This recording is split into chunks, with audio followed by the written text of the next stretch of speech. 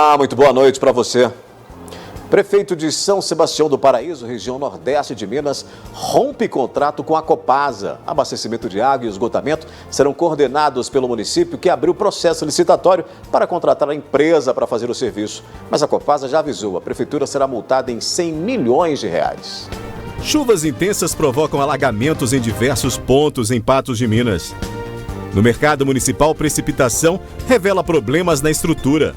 Em entrevista exclusiva, ex-assessora de Marquinhos das Bananas desabafa sobre linchamento moral e do alívio com a cassação do mandato do vereador.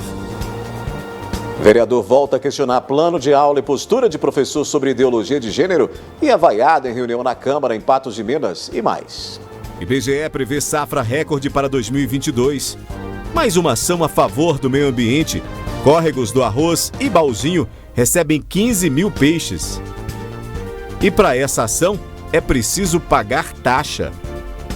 Até para plantio de árvores, é preciso de autorização de órgão ambiental. Tem ainda a análise da notícia e muito mais informações a partir de agora no NTV News.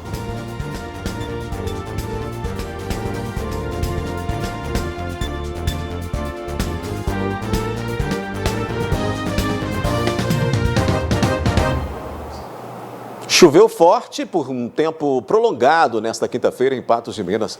Foram cerca de 80 milímetros de chuva, segundo o Centro Universitário de Estudos e Pesquisas sobre Desastres e Mudanças Climáticas da Defesa Civil.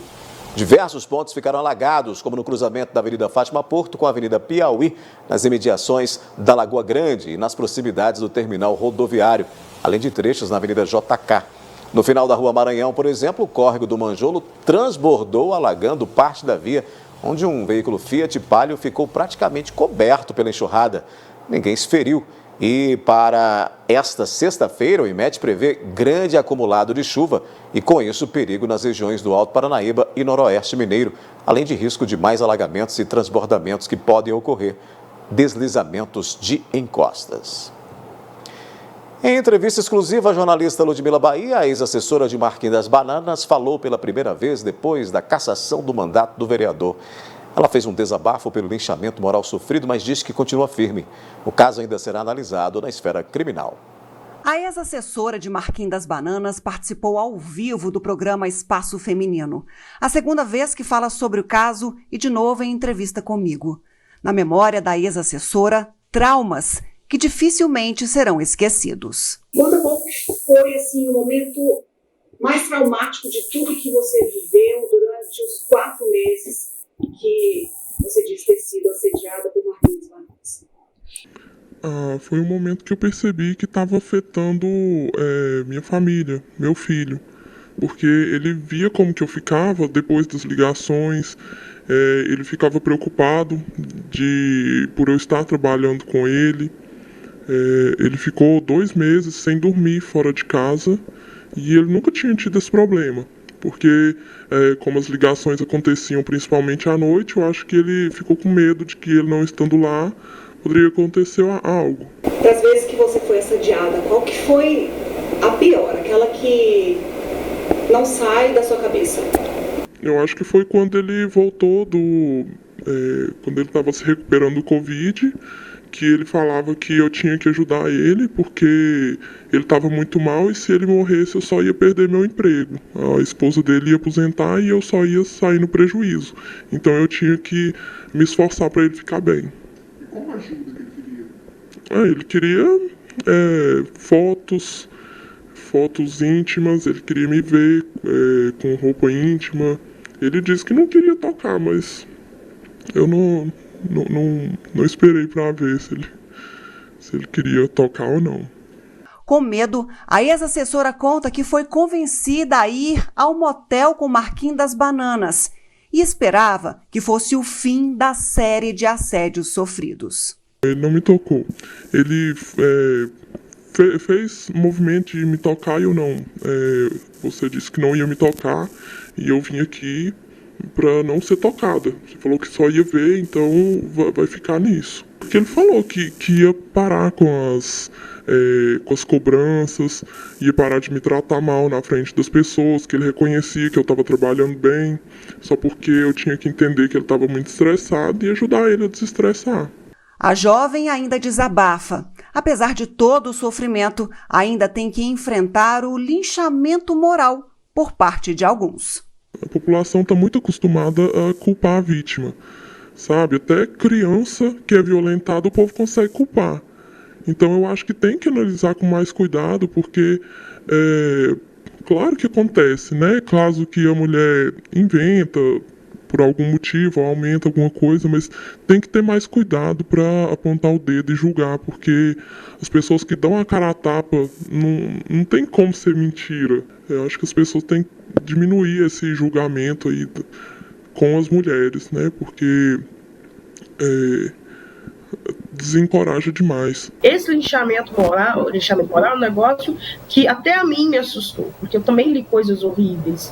Mas se não tiver uma percussora, se não tiver uma pessoa para ser a primeira, para dizer, olha, não pode acontecer, as outras não vão vir atrás, né? Então eu tenho ela, sim, como um exemplo de coragem, muito corajosa mesmo.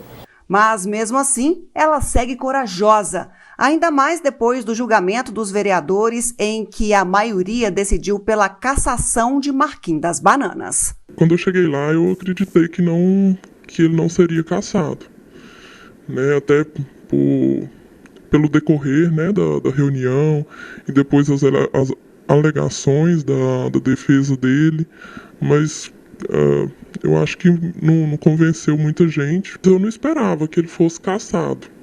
Depois, quando começou a votação, eu estava muito nervosa e quando finalizou eu fiquei assim em choque um pouco. Fiquei muito emocionada na hora. Um alívio muito grande. Eu acho que muitas mulheres que estão passando por situação parecida podem ter visto aquilo como uma resposta, como um sinal, né, de que não é sempre que a justiça não é justa. Porque eu me recordo que quando eu fiz a denúncia, procurei o Ministério Público e tudo, eu enquanto advogada, inclusive, ouvi comentários do tipo, isso não vai dar em nada. Ainda mais sendo por causa de um assédio sexual. Porque ao longo desse processo, na Câmara, o que eu mais ouvi foram pessoas tentando minimizar o crime, como se assédio sexual fosse uma coisa qualquer, uma banalidade. A gente tem que entender que na quinta-feira ela também estava sendo julgada. Porque se ele não é cassado, é como se estivessem dizendo, olha, ela está mentindo. E ali ela teve que convencer, querendo ou não, 15 homens e uma mulher. Ela teve que fazer com que 15 homens entendessem o quanto é traumático, o quanto é humilhante ter que passar por uma situação de assédio. E isso, obviamente, ela também vai ter que passar também pela parte criminal, no caso, pela diante da justiça. A ex-assessora ainda não sabe se vai acionar judicialmente a Câmara por conta da demissão. Quando eu entrei com a denúncia, eu não esperava ser penalizada de imediato, como foi. Só porque eu não sei exatamente se a Câmara poderia ter recusado o pedido dele de exoneração a meu respeito. A seguir aqui no News, inflação consome rendimento das famílias. 70% ganha menos do que em 2019. E IBGE prevê safra recorde para 2022. A primeira estimativa da safra brasileira de grãos em 2022 deve ser recorde, de acordo com a estimativa divulgada nesta quinta-feira pelo IBGE. O milho será destaque para a alta na produtividade. A safra agrícola de 2022 deve fechar em 270 milhões e 700 mil toneladas de grãos. Desde 1975, quando começou o levantamento do IBGE, não havia sido registrada uma produção tão farta assim. São quase 20 milhões a mais de toneladas que a safra anterior. A expectativa é que o milho seja o destaque por causa do atraso do plantio da segunda safra e da falta de chuvas nos principais estados produtores.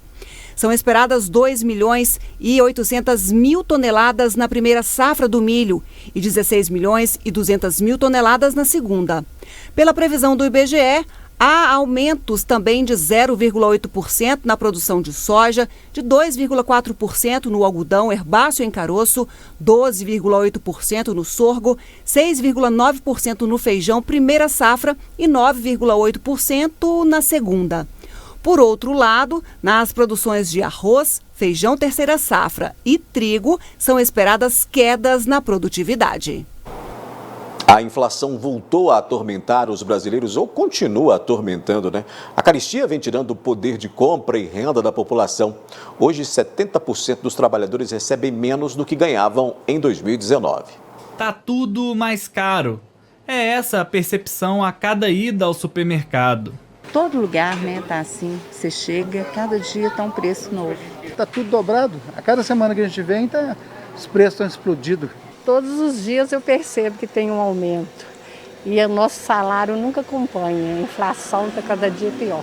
A renda de 70% dos trabalhadores brasileiros despencou de 2019 para cá, de acordo com uma pesquisa inédita do Instituto Brasileiro de Economia da Fundação Getúlio Vargas. O pesquisador levou em consideração o índice de preços ao consumidor amplo, o IPCA de junho, que estava em 8,35% no acumulado de 12 meses. A alta desse indicador traz impacto direto ao poder de compra de um indivíduo. Além disso, a pandemia piorou o cenário econômico do país, com um grande contingente de pessoas que perderam o emprego. O aumento da inflação também ocorreu nesse período e, com isso, uma inflação muito mais alta, né, muito mais prejudicial para trabalhadores e famílias mais vulneráveis, que precisam, né, de maior, gastar uma maior parte do seu orçamento para alimentos, que foram aí os principais puxadores da inflação recente. Se para o assalariado o bolso está apertado, imagina para quem é autônomo e depende desse cliente que está com o poder de compra reduzido. A situação pode ficar desesperadora. Suzy é esteticista há 13 anos e, de acordo com ela, esse é o pior momento da sua vida profissional. Eu tive uma percepção maior no segundo semestre desse ano, quando no mês de julho eu fiquei 15 dias parada, que foi os 15 dias do final do mês. E aí coisas que eram básicas, coisas com itens de cabelo, coisas básicas, muito básicas mesmo, a gente teve bastante dificuldade de comprar. E eu percebi que as coisas estavam mudando drasticamente mesmo. Quando a vida corria normal, o seu ganho médio chegava a R$5.000 por mês. Hoje, o mês bom significa ganhar cerca de R$2.500. Com perda da metade da renda, itens considerados supérfluos ficam de fora do carrinho de compras. Na alimentação, o biscoito, iogurte, o cereal, que as crianças gostavam muito. Algumas marcas a gente teve que substituir também, né? Na questão da limpeza mesmo. Às vezes a gente tem que fazer uma troca, então já tem que mudar o hábito de lavagem, essas coisas assim. Os analistas econômicos defendem que para a economia voltar ao patamar pré-pandemia, será necessária a absorção dos trabalhadores que estão fora do mercado de trabalho. A continuidade de um programa de transferência de renda para além de 2022 também é um fator fundamental. O Auxílio Brasil, que substitui o Bolsa Família, poderia melhorar esse cenário econômico. Além de temporário, o Auxílio Brasil esbarra no teto de gastos. E para sair do papel, o programa precisa de uma mudança na Constituição. A aprovação da PEC dos precatórios, que posterga o pagamento das dívidas do governo federal e abre espaço no orçamento, está em votação na Câmara dos Deputados. Os parlamentares já aprovaram em primeiro turno a proposta de emenda à Constituição no último dia 4. O texto agora será apreciado em segundo turno antes de ir para o Senado. Em parte, o governo, né, tenta responder a isso com transferência de renda, né, com mais transferência de renda, o que é uma opção correta, na direção correta, apesar de que ela deveria ter situações fiscais mais concretas, né, para além do ano de 2022, como acontece hoje. Você também precisa, é claro, de políticas depois de tentar recontratar trabalhadores, né, de colocar trabalhadores de volta ao mercado de trabalho. Não tá fácil não, né? A inflação cada vez comendo mais no prato do trabalhador, né? Junto ali. A seguir a gente mostra mais uma patente que levou o carro zero em título de capitalização. E Atlético faz bonito contra o Corinthians e Cuca terá que lidar com mais baixas para o próximo jogo. Patos de Minas é pé quente no Triângulo da Sorte, né? Teve sortudo no primeiro prêmio do último sorteio no dia 7 de novembro. A ganhadora é do bairro Centro e foi uma das ganhadoras do primeiro prêmio de R$10 mil. É isso mesmo, Patos de Minas sempre pé quente no Triângulo da Sorte. A ganhadora, uma das ganhadoras do primeiro prêmio de R$10 mil é a Kátia Pereira, que já está aqui ao meu lado. Kátia, conta pra gente se esse prêmio veio em boa hora, a sorte sorriu para você? Sim, a sorte sorriu, veio em boa hora, todo dinheiro é bem-vindo. E você já sabe o que você vai fazer com a sua parte do prêmio? Ainda não, tô pensando.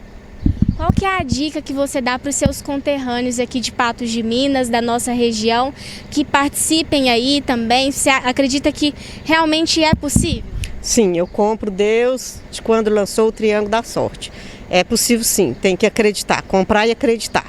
Maravilha, a gente já observou que tem prêmio grande para a próxima semana também. O quarto prêmio é um Jeep, mas confira só quais são as outras premiações. Está chegando a hora de você realizar seu sonho. Porque neste domingo tem 3 motos, muito dinheiro. E só no quarto prêmio tem um Jeep Renegade. Isso mesmo, um Jeep Renegade. No primeiro prêmio, uma moto Honda CG 160. No segundo, uma moto Honda Bis. No terceiro, uma moto Honda Bros 160. E no quarto prêmio, um Jeep Renegade. Isso mesmo, um Jeep Renegade. Mais 30 prêmios de R$1.000 cada. Ao comprar o Triângulo da Sorte, você contribui com a Pai Brasil e concorre a valiosos prêmios.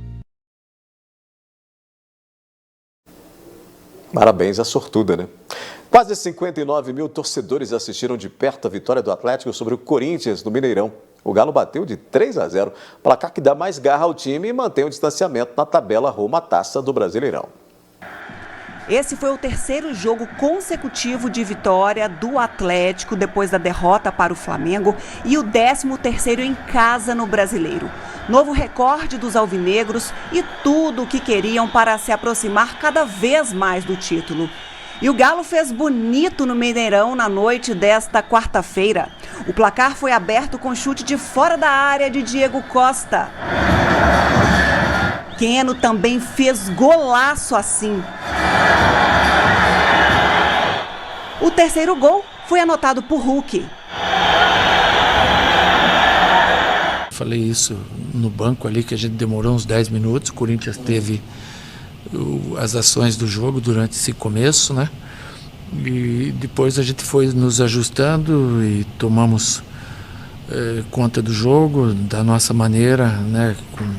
Com posse de bola, com agressividade, com objetividade também em direção ao gol. Uma grande vitória e mais um passo que a gente dá aí rumo ao que a gente tanto almeja no final do campeonato, que é o título.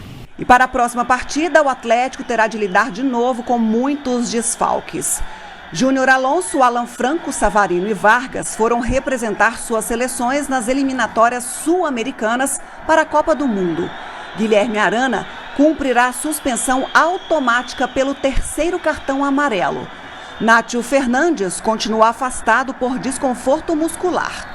E o meia argentino não deve voltar imediatamente. A gente espera contar com ele o mais rápido possível, ainda vai demorar um pouco, mas em contrapartida a gente pode contar com o Keno, que há muito tempo não jogava e fez um grande jogo também, e vai subir mais de produção, sem dúvida nenhuma.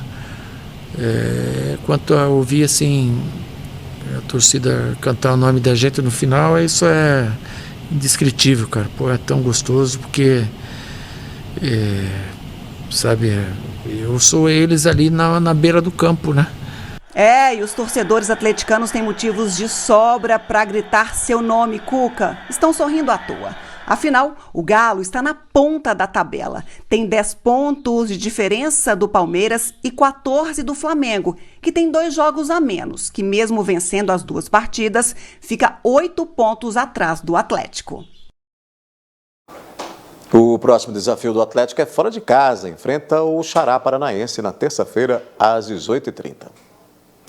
Daqui a pouco tem análise da notícia aqui no NTV News. Vamos conversar ao vivo com o prefeito de São Sebastião do Paraíso, que decidiu romper contrato com a Copasa. E mais uma ação a favor do meio ambiente.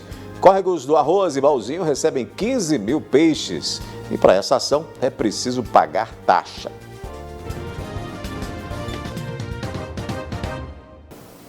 O prefeito de São Sebastião do Paraíso, região nordeste de Minas Gerais, Marcelo Moraes, rompeu o contrato com a Copasa. O abastecimento de água e esgotamento serão coordenados pelo município, que abriu o processo licitatório para contratar a empresa que coordenará o serviço. Nós conversamos agora com o prefeito Marcelo para contar os detalhes dessa situação. Boa noite, prefeito. Quais eram os problemas no serviço prestado pela Copasa à população de São Sebastião do Paraíso? Boa noite a todos de Patos de Minas. É aquilo que a gente já está acostumado, né, em relação à Copasa, né, um serviço mal feito, um serviço sem qualidade, uma tarifação absurda, né, onde a gente não tem condição e, consequentemente, não tem respostas em relação à resolução do problema, né? E o município decidiu que, particularmente dizendo, pelo processo de encampação dentro desse contrato da Copasa e, consequentemente, fazer posteriormente a licitação e a contratação de nova empresa, através até mesmo das novas normas do marco regulatório, para que a gente possa atender a população com uma tarifa melhor e uma prestação de serviço com melhor qualidade, né? Muito bem, abrindo essa nossa análise da notícia, Ludmila Bahia, que está aqui comigo, dividindo tela juntamente com o prefeito de São Sebastião do Paraíso. Ludmila, temos aí uma situação semelhante com Patos de Minas? Boa noite, Odair. Muito obrigada pela presença aqui no NTV News, prefeito. Infelizmente, a gente tem uma situação muito parecida com a enfrentada em São Sebastião do Paraíso. Patos de Minas e outros municípios da região enfrentam essa precariedade na prestação de serviço por parte da Copasa. Mas o senhor tentou dialogar com a companhia, até mesmo enquanto foi vereador, quando assumiu o mandato? Houve tratativas para melhoria nos serviços? Como que foi esse processo? Ludmila, boa noite. Olha, na verdade, a gente tem tentado desde o início, né? Na verdade, todo o processo em São Sebastião do Paraíso ocorre por uma gestão, aproximadamente 2 gestões anteriores, que autorizou a contratação da Copasa para o esgotamento sanitário, que já havia o abastecimento de água. Só que é aquilo que eu sempre digo, né? É a Arsai que joga para a Copasa que joga para a Arsai, e o cidadão fica no meio dessa situação pagando uma tarifação absurda, né? Como vereador, eu provei por A mais B que a Copasa não estava cumprindo com o contrato, com diversas situações, e posteriormente a gente se colocou como candidato a prefeito, vencemos as eleições, e agora a gente está, desde o início do nosso mandato, tentando demonstrar, né, a possibilidade da gente chegar num acordo com a Copasa, onde ficasse justo para todo mundo. Porém, a Copasa joga na Arsai, a Arsai joga na Copasa, não informa para nós da forma que tem que ser feito. E a única coisa que cabe aos municípios é o processo de encampação e, consequentemente, de um rompimento de contrato em cima do novo marco regulatório, né? Então, do saneamento básico. São Sebastião do Paraíso tentou, né, a nível regional, a nível municipal, um acordo com a Copasa, não houve esse acordo, e aí, infelizmente, partimos positivo e agora é guerra contra a Copasa, né? Eu não quero nem conversa com a Copasa, eu só converso com a Copasa se a Copasa vir aqui e fazer o serviço que tem que ser feito e com a tarifação da forma correta. Caso contrário, não precisa nem vir aqui, pode ficar lá para Belo Horizonte à frente. Eu não tenho conversa nenhuma com a Copasa, porque assim, eles nos tratam com desdém, acham que a gente é submissa a uma autarquia de uma maneira que a gente não consiga enfrentá-los, né? Acredito que Patos de Minas deve estar com o mesmo problema de São Sebastião do Paraíso e tantas outras cidades que assim a gente percebe claramente que não tem resposta e simplesmente eles querem que a gente aceite tudo goela abaixo, sem que haja uma discussão sadia em relação a cada situação pontuada por cada município. Então, fica muito distante essa relação Copasa-município, Arsai, onde realmente o cidadão que fica sobrecarregado, principalmente na tarifação.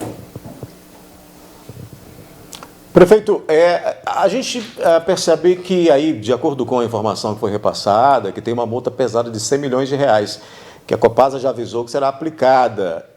Como é que o município vai fazer para se livrar dessa multa? De que maneira é possível o município escapar? Porque realmente é uma multa impressionante, né? É aquilo que eu falo, né? A Copasa acha que pode fazer do jeito dela, a discussão tem que ser do jeito dela, né, da empresa, e simplesmente coloca que o município tem que pagar 100 milhões. Na verdade, esse não é o nosso entendimento, né? Nós temos algumas planilhas aqui sobre o imobilizado da empresa, que é em torno de 58 milhões de reais. O município pretende fazer uma encampação para demonstrar, olha, o serviço custa tanto, a receita é tanto, e, consequentemente, aquelas empresas que queiram participar do processo licitatório têm que pagar a multa para a Copasa para que possa exercer o direito de operação no município. É uma tentativa, confesso para vocês que é uma dificuldade que todos os prefeitos estão tendo, porque os contratos são muito bem amarrados pela autarquia e pela Arsai, que exigem do município que seja feito somente daquela maneira, e se o prefeito e os vereadores não tiverem o cuidado, acaba assinando um cheque em branco para que a Copasa faça aquilo que ela quiser, e, consequentemente, quem paga a conta é o coitado do cidadão. Então, a gente vai tentar de toda forma, e tem que ficar claro, né, que a Copasa não é mais bem-vinda em São Sebastião do Paraíso, de uma maneira ou de outra, para que eles entendam que o processo agora é uma guerra, infelizmente. Com eles vai ser uma guerra, e a gente não tem mais o que fazer em termos de diálogo ou em termos de entendimento em relação tanto ao abastecimento quanto ao esgotamento sanitário. Prefeito Marcelo, aqui em Patos de Minas ocorre uma CPI da Copasa, onde os vereadores investigam diversos problemas, a começar pela assinatura do contrato até a prestação do serviço, questionam sobre o tratamento do esgoto, se de fato entregam aquilo que falam, questionam a qualidade da água, a coloração da água que muitas vezes é entregue ao consumidor, o abastecimento na zona rural muito precário, a falta constante de água na torneira, muitas vezes chegando ar ao invés de água, e tantos outros problemas que o senhor bem sabe porque comunga dos mesmos. Mas como é que vai ser esse processo agora o contrato então interrompido, mas o fornecimento, a Copasa também, que já foi notificada oficialmente, interrompe, ou ela presta o serviço até que outra empresa, então, assuma essa responsabilidade? Olha, Ludmila, funciona da seguinte maneira: a gente, contratualmente, os vereadores aí de Patos de Minas peguem o contrato, no finalzinho do contrato tem uma cláusula que fala da possibilidade de encampação do serviço pelo município. O que acontece? A encampação nada mais é do que o município demonstrar que agora tem o interesse de que a Copasa não continue com o serviço, mas enquanto é feita essa encampação, a Copasa tem que continuar prestando o serviço até que o município consiga fazer o processo licitatório e a população não fique refém da falta de água, que é um serviço essencial, até porque o contrato está em vigência. Para que isso tudo ocorra, né, eu como prefeito tenho que encaminhar um projeto daí para a Câmara, que vai ser encaminhado agora na próxima segunda-feira, mas eu já estou encaminhando, inclusive, um projeto para o Legislativo, requerendo que todos os incentivos fiscais da Copasa sejam revogados, né? Eu acho que é uma das subvenções que o prefeito atual aí de Patos de Minas também pode fazer, né, de retirar todos esses incentivos fiscais da empresa, porque se a gente começar a demonstrar que as prefeituras vão retirar esses incentivos fiscais, a empresa vai ter que começar a pagar esses impostos que hoje ela não paga, né? Então, basicamente, a gente começa a forçar uma situação, né, onde realmente tudo isso que você colocou, Ludmila, realmente tem acontecido em todas as cidades, né? Não é uma São os mesmos problemas aí também, prefeito? Exatamente. Não é um problema pontual de Patos de Minas ou apenas de São Sebastião do Pará, mas é do estado inteiro, né? Então, é um problema que acontece em todo o estado. E o que mais me deixa revoltado é o governo do estado, né, na pessoa do governador Romeu Zema, não fazer nada para isso melhorar, para isso resolver, os deputados estaduais ficarem inertes a essa situação, ver Patos de Minas sofrer, ver São Sebastião do Paraíso sofrer, ver Monte Santo sofrer, ver todas as cidades do norte, do nordeste, do estado inteirinho sofrer com a Copasa, e os vereadores, os deputados simplesmente lavam as mãos, não fazem nada, não cobram da forma que tem que cobrar do governo do estado, e aí eu, como prefeito, tenho que dar a satisfação para o cidadão, o prefeito de Patos de Minas tem que dar a satisfação para o cidadão, e a gente fica amarrado contratualmente, sendo que quem tem a caneta da Copasa é o governo do estado, que tem 51% das ações da autarquia. Então, assim, isso me deixa muito revoltado, sabe, Ludmila, que a gente vê todo mundo inerte, agora todo mundo no ano que vem está aí pedindo voto na casa dos outros, né? Pedindo, volta aqui para deputado, mas na verdade o que acontece? Nenhum deles estão realmente defendendo o interesse do cidadão. Eu não vejo nenhum deputado defendendo o interesse de São Sebastião do Paraíso, como nenhuma situação envolvendo as cidades da região em relação à Copasa. Isso acontece em Patos de Minas, isso acontece em São Sebastião do Paraíso, isso acontece no estado de Minas inteirinho, e a gente não vê ninguém fazendo nada, sabe? Aí, agora, prefeito, com relação... da forma que tem que agir, e aí a gente fica triste nessa situação. Claro. Com relação ao que o senhor coloca do governador Romeu Zema, ele já disse por diversas vezes que não concorda com a conduta da Copasa, que é uma companhia aí defasada, que é um cabide de emprego ambulante, e já teceu diversas outras críticas com relação à companhia. O senhor acha que há um tipo de indigestão do governador em resolver isso, um adiamento, um imbróglio grande demais em que ele está aí adiando para buscar uma solução? Ludmila, pensa comigo.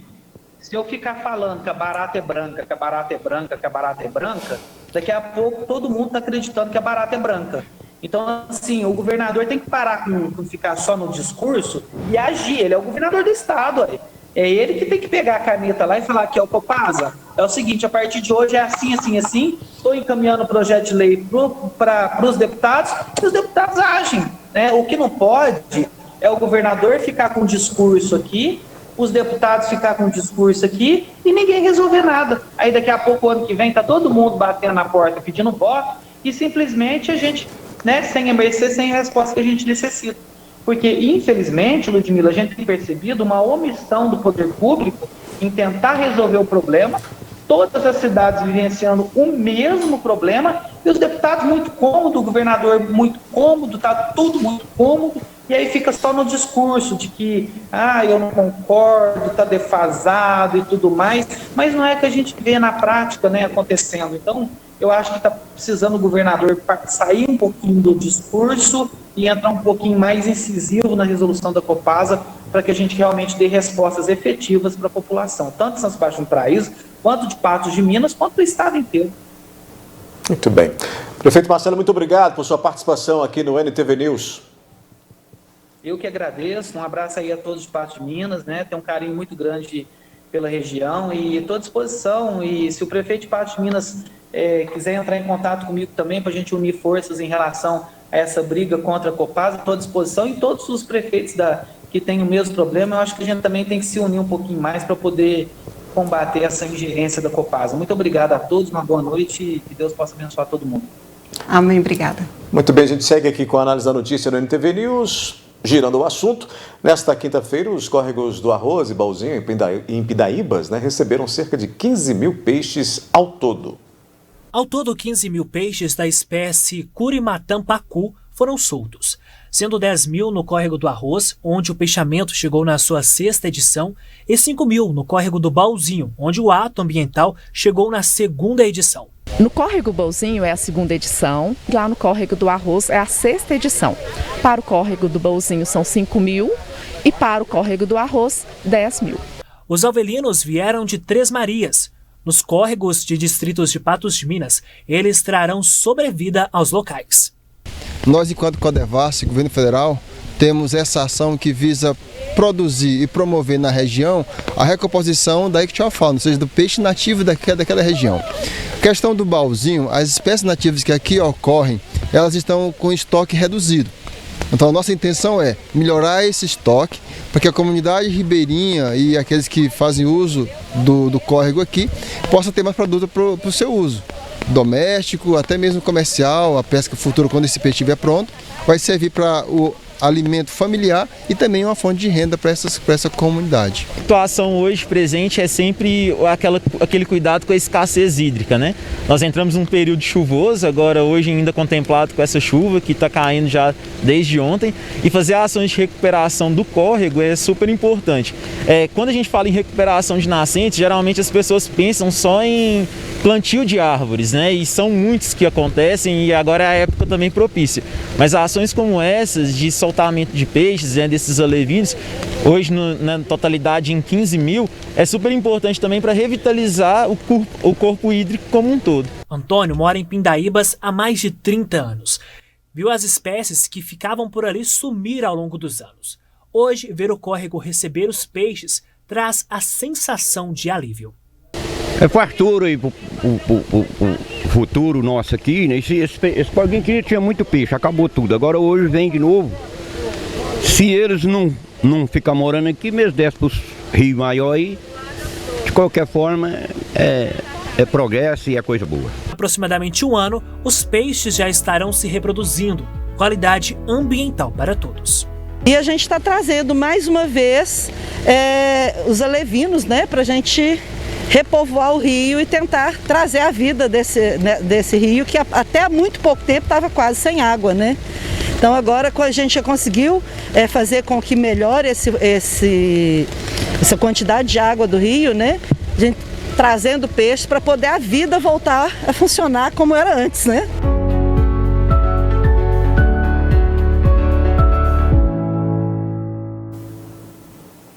Até o Matheus soltou uns peixinhos ali. É uma ação muito bacana, é uma ação muito bonita, é importante. Mas você sabia que precisa pagar, o cidadão precisa pagar ao Estado para poder colaborar com o meio ambiente? Pois é, Odair, eu fiquei um pouco incrédula com relação a essa informação, tanto que chequei com diversos ambientalistas e com o próprio órgão, e é exatamente dessa forma. Uma ação tão necessária, a gente acabou de ver aí os depoimentos, as pessoas dizendo o quanto que é importante essa recuperação para o meio ambiente, para a população, todo mundo ganha com essa ação, mas se você quiser fazer essa boa ação aí, para o meio ambiente, terá que tirar dinheiro do bolso. Como aí foram cerca de 15 mil peixes, a conta ficou em mais ou menos R$600. Mas antes mesmo de você fazer isso aí, de você ser autorizado, você tem que pedir uma licença ao IEF, que é de responsabilidade do Estado, no caso, os córregos do Arroz e do Baúzinho. Então, é preciso te pedir essa autorização ao IEF e aí emitir uma DAI para que então você faça o pagamento dessa taxa, a DAI, que é o documento de arrecadação estadual, faça o pagamento dessa taxa, que aí nesse caso custou cerca de R$600 à população que só estava cumprindo uma obrigação que é do Estado. Mas mesmo assim, tem que pagar ao próprio Estado. São umas burocracias, sim, são umas obrigações que, sinceramente, a gente não consegue entender. Pois eu até entendo a questão de você comunicar ao IEF, uma vez por uma questão de quais são as espécies, que espécie que pode, que não pode, essa vai, essa não vai, mas cobrar, para mim, é demais. Agora, se for plantar, Ludmila, árvores, também é preciso, né? É preciso enfrentar a burocracia, é preciso autorização do IEF. Olha só, essas cenas que a gente mostra para você agora são iniciativas do Distrito de Quintinos, os professores, diretores, alunos, a comunidade se envolveu nesse projeto da Escola Estadual Antônio Atanásio, lá no Distrito de Quintinos. Um projeto super bacana, porque eles se mobilizaram para promover o reflorestamento na entrada do distrito. Então foi uma ação que a gente está vendo aí, a comunidade inteira se envolveu, uma iniciativa que nasceu lá na escola. Toda essa mobilização escolar culminou com esse projeto aí. Parabéns pela iniciativa, a gente fica feliz de ver o sorriso no rosto dessa comunidade fazendo o bem, praticando o bem, colaborando com o meio ambiente. Uma Educação iniciativa ambiental para a garotada, claro, incentivando, cuidar, né? Louvável, todo mundo colocou de fato a mão na massa, foi fazer o plantio dessas mudas, um envolvimento super interessante e por um projeto escolar. Então, por meio dessa ação, o meio ambiente ganha e os estudantes também, porque foram desenvolvidos aí diversos projetos. A gente parabeniza a escola, os estudantes, toda a comunidade por essa iniciativa.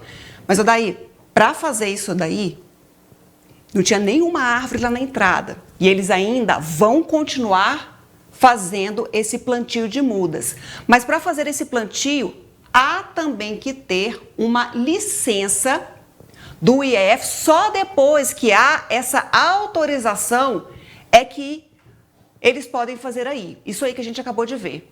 E se não houver esse comunicado, e se não houver essa autorização por parte do órgão, sabe o que acontece? Multa. E salgada. Dependendo da quantidade de espécies ali que você planta sem autorização, passa aí da casa dos R$3.000. Ou seja, você corre o risco de ser multado, de ter que enfrentar uma burocracia muito grande para ajudar o meio ambiente. É um negócio assim que não dá para entender muito não, viu? Mas vamos fazer uma parada rápida aqui no News, Ludmila. Daqui a pouco, nenhum morador de Patos de Minas está internado com Covid-19. Boa notícia, né? O vereador volta a questionar plano de aula e postura de professor sobre ideologia de gênero e é vaiado em reunião na Câmara em Patos de Minas. E chuva revela problemas na estrutura do mercado municipal. Agora a gente fala da Covid-19. No boletim epidemiológico desta quinta-feira, nós temos aí 4 novos casos da enfermidade, sem registro de óbitos e sem moradores de Patos de Minas internados, Ludmila, em razão da doença. Pois é, daí a gente vê um claro recuo aí da Covid-19, ainda bem, é o que todo mundo torce, é o que todo mundo quer. A gente vê uma diminuição também de casos ativos no município, nenhuma pessoa internada. Quando a gente pula para o próximo boletim, a gente vai ver que só tem um caso de internação em Patos de Minas, ali quando a gente olha, né, 11/11, mas esse caso é de um paciente de fora da cidade. Então, só ali nos leitos clínicos de hospital particular é que tem um registro de percentual de ocupação, porque nos demais, tudo zerado. A gente espera que essa coluna de cá também já fique zerada também. Expectativa boa para isso, né? Vamos nos cuidar para que isso ocorra. A gente agora fala de instabilidade climática, né? As chuvas desta quinta-feira resultaram em queixas também por quem frequenta o mercado municipal. O local, todos os anos, fica repleto de goteiras e pontos alagados. O prédio construído em 1959 é tombado pelo patrimônio histórico, tornando-se um importante ponto de encontro e de negócios em Patos de Minas. Mas as chuvas desta quarta e quinta-feira mostraram uma preocupação antiga. O teto com goteiras e infiltrações e alguns pontos alagados por causa da chuva. Aqui dentro não tem jeito de andar aqui não. Você viu, você tá vendo, aqui deu pra você ver, todo lugar que você anda tá goteirando na gente. Molha todo mundo, moça. O pessoal do Valdomiro mesmo falou assim, não tem jeito, a gente se viu o pessoal aqui, porque todo lado que você vai dentro do mercado tá molhando. Aqui dentro você tem que andar de sombrinha, aqui você molha mais que lá fora. Tá chovendo dentro do mercado, tem que ter reforma, que o povo da roça vem, para no ônibus aqui, toma café aqui, almoça aqui. Aqui tem que ter uma reforma, uma limpeza geral. Pelo que eu vejo, tem que conservar, porque esse aqui é um patrimônio histórico que todo mundo, quase que os roceiros só que vêm da roça procuram aqui, né? É um ponto de ônibus. Tem mesmo as goteiras, má conservação, né? Tem até um mau cheiro conforme o lugar. E tem também a questão de estar invadindo as ruas com um balcão, mesa. Isso dá um constrangimento para a pessoa que trafega na rua do mercado, né? A comerciante Solange explica que foram feitos ajustes, colocadas telhas em pontos mais críticos, mas ainda assim o problema não foi solucionado. Há um projeto em andamento para que a estrutura passe por reparos necessários, mas a obra não depende somente dos comerciantes. Como o local é patrimônio histórico, o município também é responsável por parte dessa estrutura. Até o momento, não há previsão de quando o projeto será concluído. Já foi feito, a cobertura total de cima do mercado. Esse projeto tem andamento e já foi feito assim já foi feito umas coisas paliativas, que colocou manta, colocou telhado lá em cima, sabe, trocaram algumas partes de telhas. Só que o projeto ainda está em andamento, mas existe esse projeto sim. E aí tem aquela questão, né, Ludmila? Nós temos ali um grande número de frequentadores. É justa que essa reclamação desses frequentadores, até porque a situação não é de agora, a situação dessa estrutura, que é muito antiga, já vem precisando de melhorias ao longo do tempo. Isso foi feito de maneira paliativa e em um momento ou outro, quando ocorre uma chuva com maior prolongamento, como foi, né, desde a madrugada que está chovendo, acaba impactando aí numa estrutura deficitária como essa, né? Chuvas alongadas, por tempos maiores, com volume maior, mostra e revela de fato as fragilidades desse local tão frequentado, tão apreciado pela população de Patos de Minas, mas infelizmente descuidado. Então, se há esse projeto, se há essa iniciativa, se há esse andamento, é hora de acelerar para que promova aí a revitalização devida e necessária. Porque as pessoas querem continuar frequentando, querem continuar consumindo os produtos ali oferecidos, prestigiar os comerciantes de Patos de Minas, mas é evidente que o prédio precisa de uma intervenção imediata, até por uma questão de segurança. Revitalizar é necessário para um prédio de 1959, é um negócio realmente que não dá para entender. Tomba-se, mas é preciso que se cuide. E o comerciante, evidentemente, não tem condições de fazer isso. Mas é preciso que medidas sejam tomadas até pelo próprio município, né? Sensibilizar isso, organizar essas pessoas, organizar medidas para que isso ocorra. O Ludmila, hoje teve reunião da Câmara Municipal e a gente separou alguns trechos para a gente mostrar aqui, inclusive com a participação da secretária de Educação hoje lá no plenário. A gente vai dar uma olhada no primeiro desses trechos. O que falei... Presidente, peço a todos que cada um possa se manifestar, os aplausos, as vaias, não é momento e nem lugar para isso, né? Então vamos ouvir tanto o vereador, ouvir a secretária e demais vereadores que quiserem fazer os seus questionamentos. Ludmila, esse primeiro trecho mostra o momento em que o vereador José Luiz ele questiona a secretária sobre metodologia, sobre outras condições, né, que são impostas nas escolas, que seguem ali o que ele não concorda que seja aplicado. Já foi falado isso, a gente já mostrou aqui o posicionamento do José Luiz. Aí nós tivemos ali no plenário, mostrou justamente esse momento em que as pessoas estavam ali, parte delas vaiaram e parte delas aplaudiram, o que foi aí repreendido pelo presidente para que a reunião continuasse. Ou seja, a gente tem aí uma repetição de uma situação que nós falamos disso há algumas semanas e que agora foi parar no plenário da Câmara com a presença da secretária. Pois é, essa convocação foi feita pelo próprio vereador, o José Luiz, que foi quem encampou toda essa polêmica com relação à metodologia, com relação aos planos de aulas e tentou entrar numa escola em Patos de Minas para verificar, segundo ele, uma denúncia que havia recebido com relação à ideologia de gênero que estava sendo discutida em ambiente escolar. Nós já dissemos isso, que na escola, né, é um ambiente feito exatamente para discussão. E aí ele chamou a secretária de Educação para que ela pudesse explicar algumas dessas situações. E uma das coisas que foi exatamente mais ou menos por aí nesse ponto, que ele questionou aí a secretária também, Odair, foi sobre a Secretaria de Educação do município, ela se pronunciou e a nota assinada pela Sônia foi de repúdio à postura do vereador José Luiz. Segundo ela, o vereador, não cabe ao vereador esse tipo de fiscalização, muito menos a forma como ela foi feita. Segundo a Sônia Silveira, o vereador, ao receber essa denúncia, segundo ele, deveria ter repassado a um setor de inspeção da CEMED, da Secretaria Municipal de Educação, para que essa sim deslocasse a essa comissão, algumas pessoas, até a escola para fazer a devida verificação. E a gente sabe que nessa nota de repúdio, a gente falou, a gente mostrou aqui na NTV também, diversas outras situações foram pontuadas pela Sônia.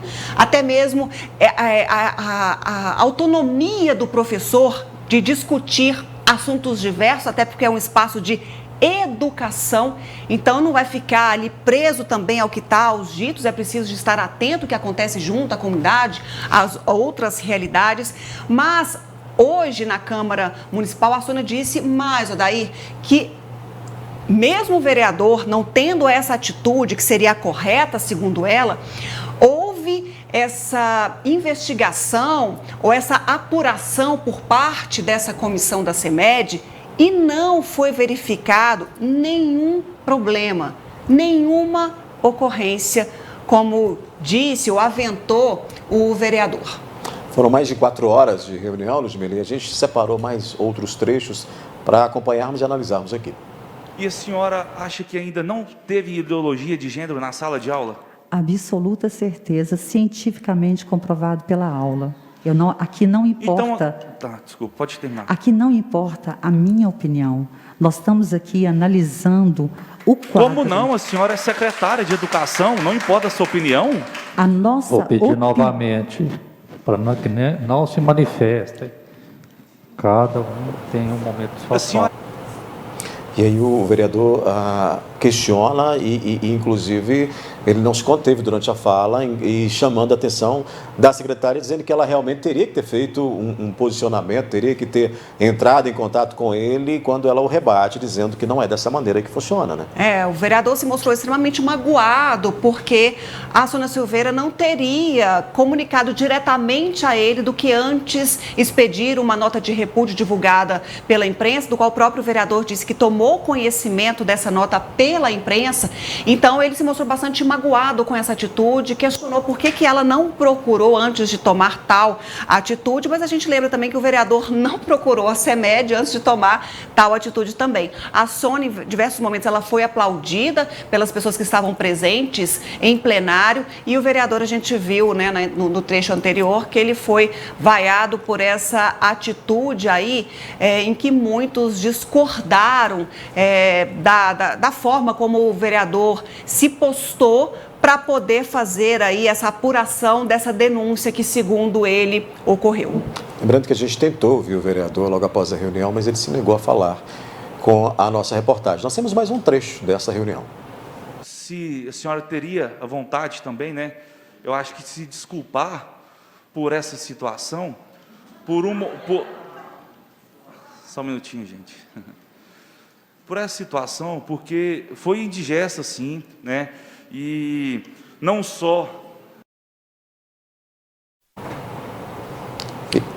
Aí é outro recorte, né, Ludmila? É outro recorte desse mesmo tema, quando o vereador também volta a confrontar a secretária.